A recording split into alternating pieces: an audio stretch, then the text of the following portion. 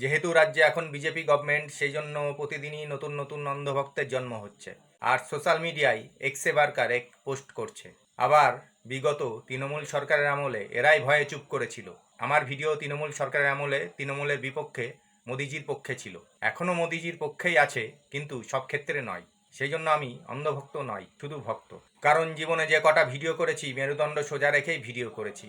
কে খারাপ ভাবলো, কে ভালো ভাবলো, অত চিন্তা করে ভিডিও করি না। চেষ্টা করি সত্যি কথাই আপনাদের সামনে তুলে ধরার। বিজেপির রাজ্যসভার সাংসদ অনন্ত মহারাজ নেতাজিকে নিয়ে বিভিন্ন রকম ভুলভাল ও অপমানজনক শব্দ ব্যবহার করেছে। আজাদিন ফোর্স নেতাদের বাপের টাকা আসলে অর্গানাইজ করে খোঁজ বানায়।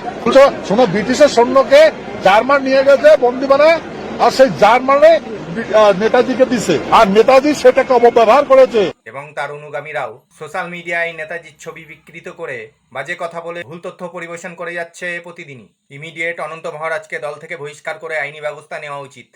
এবং তার সাথে সাথে নেতাজির ছবি বিকৃত করে যারা নোংরামি করে পোস্ট করছে তাদের বিরুদ্ধেও কড়া পদক্ষেপ নেওয়া উচিত।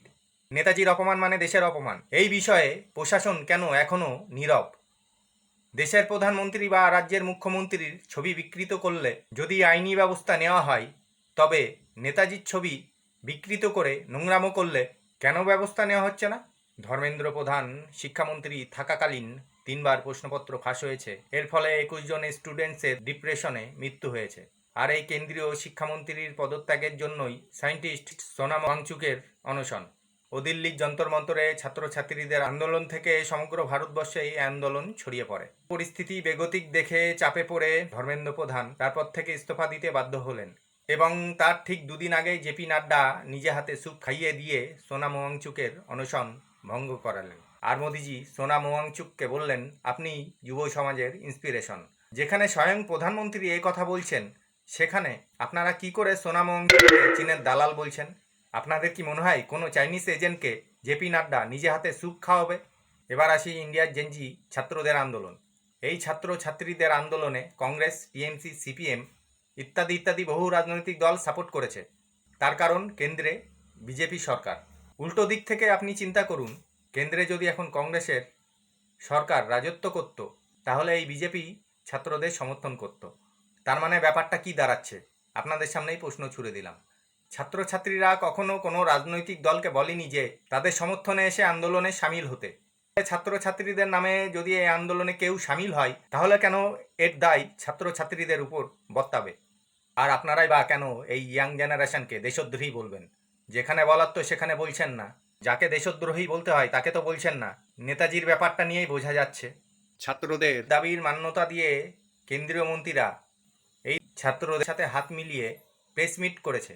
যদি সত্যিই এই ছাত্রছাত্রীরা দেশদ্রোহী হতো, তাহলে কি কেন্দ্রীয় মন্ত্রী তাদেরকে পাশে বসিয়ে প্রেস মিটিং করতো, নাকি তাদের দাবির মান্যতা দিয়ে ধর্মেন্দ্র প্রধানের ইস্তফা করাতো? আপনাদের কি অবস্থা বলুন তো? সেই কথাই আছে না, বাসের চেয়ে কঞ্চির দর বেশি। আপনাদেরও সেরকমই অবস্থা। যেখানে কেন্দ্রীয় মন্ত্রিসভা প্রেস মিট করে বলে দিচ্ছে যে ছাত্রদের আন্দোলনের জন্য বিদেশ থেকে কোনো ফান্ড আসেনি, আর আপনারা ঘরে বসে সোশ্যাল মিডিয়ায় পোস্ট করে দিচ্ছেন বিদেশ থেকে ফান্ড এসে ছাত্রছাত্রীদের খাবার সরবরাহ করছে। এই ছাত্রছাত্রীদের দেশদ্রোহী বলছেন। দেশদ্রোহী হলে কি কেন্দ্রীয় মন্ত্রীরা তাদের সাথে হ্যান্ডশেক করতো, নাকি তাদের দাবিকে মান্যতা দিয়ে প্রেস মিটিং করতো? তাহলে কেন এরকম অযৌক্তিক কথা বলে নিজেদের প্রভুর কাছে ভালো হওয়ার জন্য কেন এরকম তৈলমর্দন করছেন? দেখুন, যারা রাজনৈতিক সুবিধা নিতে চাইছেন তারা সরকারের সমালোচনা করবে না। সত্যিকারের ভক্ত সেই যে অন্ধ না হয়ে মেরুদণ্ড সোজা রেখে সত্যি কথা বলবে। ছাত্রছাত্রীদের উপর পুলিশের লাঠিচার্জ, জলকামান, কাঁদানে গ্যাস ও মহিলাদের প্রতি একাধিক পুলিশের অশ্লীলতার পরও নিজেদের লক্ষ্যে অনড় থেকে দাবি পূরণ করা যায়, এইটা ভারতবর্ষের ছাত্রছাত্রীরা দেখিয়ে দিল। নিঃসন্দেহে এটা স্টুডেন্টসদের বড় জয়। আমার তো মনে হচ্ছে মোদিজি আপনাকে সামনে রেখে অমিত শাহ, নীতিন গাডকারি, আদানি, আম্বানি এরাই দেশটাকে চালাচ্ছে। পেট্রোলে ভেজাল, ইথনল 20%, তাতেই প্রচুর গাড়ি সমস্যা দেখা দিচ্ছে। আর E80 হলে কি অবস্থা হবে বলুন তো? একটাও পুরনো গাড়ি চলবে না, সব ভাঙড়িতে দিতে হবে। আর আম্বানিরা কত বড় লোক হবে আমাদের জনসাধারণের পয়সা চুষে। প্রত্যেক বছর 50 টাকা করে রিচার্জ বাড়িয়ে গরিব মানুষের নাগালের বাইরে করে দিয়েছে। কমসে কম ইনকামিংটা তো ফ্রি রাখুক। মোদিজি এইসব বিষয়গুলোর উপর জোর দিন, তাহলেই ভক্তের সংখ্যা বাড়বে।